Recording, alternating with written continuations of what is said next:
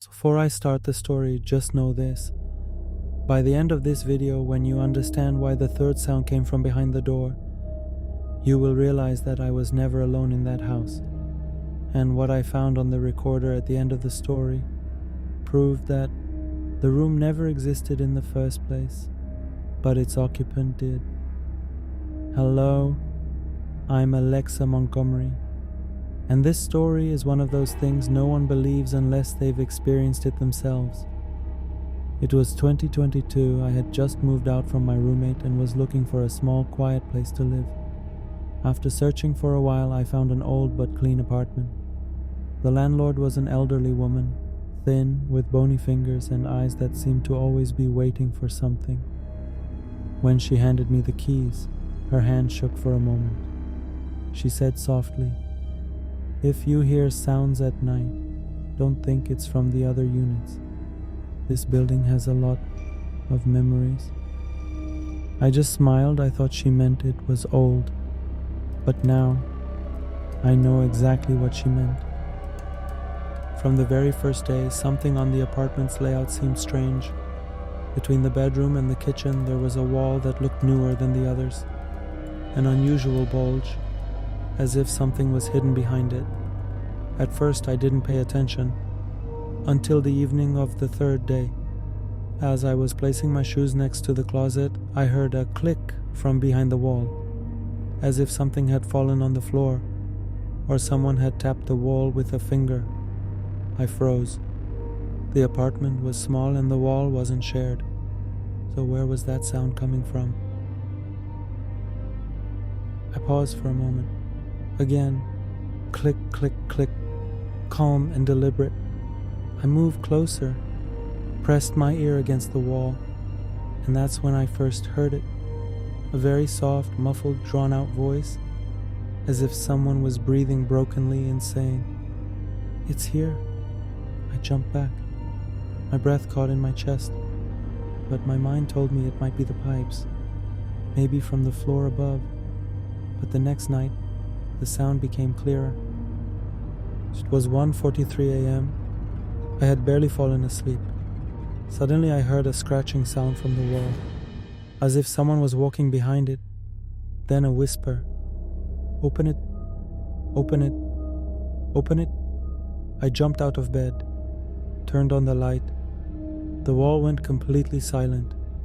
A bad feeling crept into my mind, a feeling that told me that room should never be opened.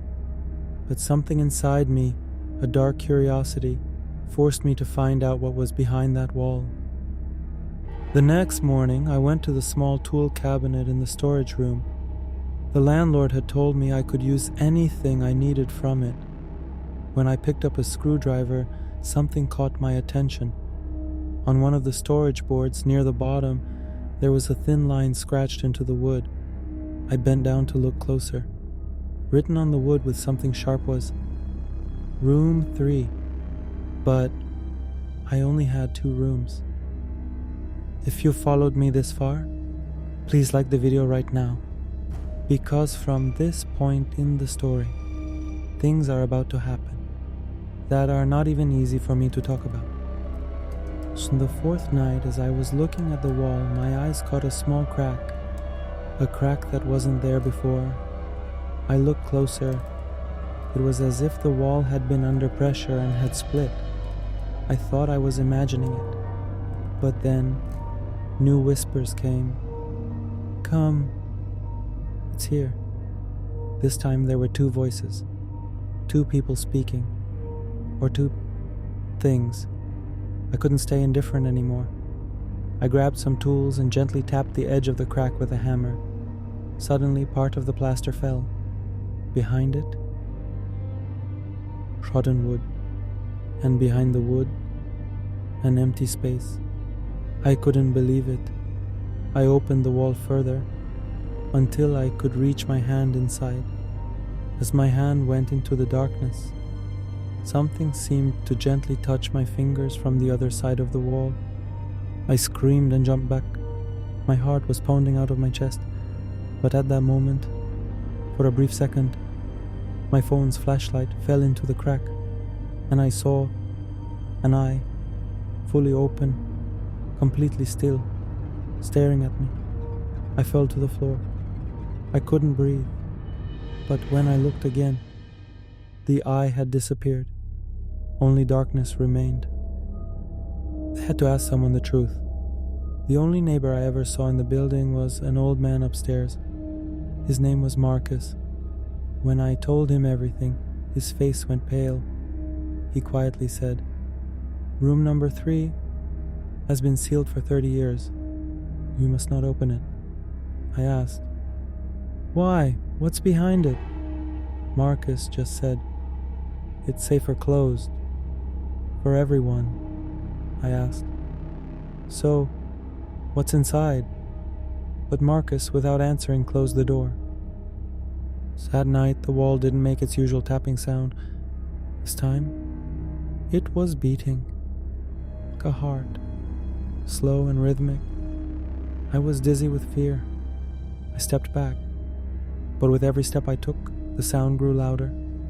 Then, as I got up from the bed, a strange smell reached my nose, the smell of dry earth, and something like the smell of iron, the smell of blood. Suddenly the wall began to tremble. Things like nails were being pulled from inside to the outside. Then a new sound, very close. "Alexa, finally, you've arrived." I froze. How did it know my name? See if you're still watching.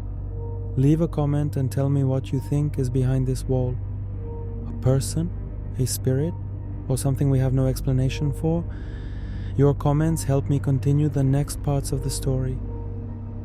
At midnight, I woke up to the sound of something breaking. I turned on the night lamp, and I saw a large section of the wall had collapsed. Behind it, a narrow, dark corridor, wide enough for one person to pass. Cold air was coming from it, colder than anything I had ever felt before. I had to find out what was inside. I turned on my phone recorder and entered. The walls were wooden, old, as if untouched for decades. But on the wood, multiple nail marks, long, deep. At the end of the corridor there was a wooden door, small, like a child's room door. On the door, written in crooked, childish handwriting, "Room 3." My heart was pounding out of my chest. The door slowly opened by itself. The first thing I saw, a small child's bed, but the bed was not intact, rotten with spider webs hanging from every corner. The walls were covered in drawings made with crayons, faceless people, a house with no windows, and a thin, tall figure standing above the bed. In the middle of the room, a small chair. On the chair, a notebook. I picked it up. The pages were filled with a sentence repeated over and over. "He does not let us go outside." The last page, written in shaky handwriting, said, "If anyone reads this, know that he is still here." Suddenly I heard the door close.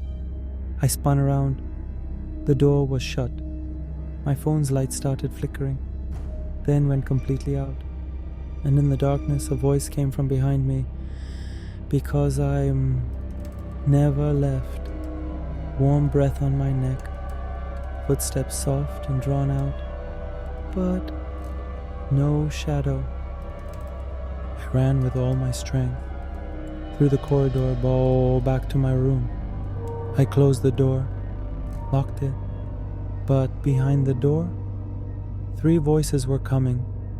Not 1, not 2, 3, all whispering, "Open the door, open the door, open the door."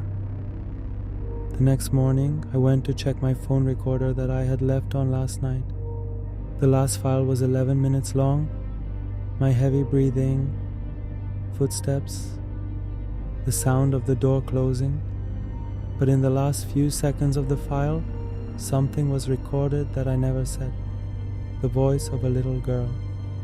"He will never let you go alone, because here No one is ever alone. Then a second voice, rough and deep.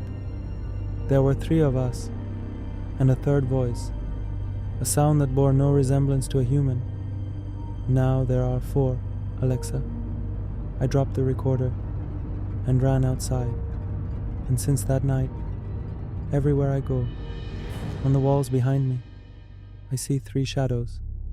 But today, for the first time, I saw 4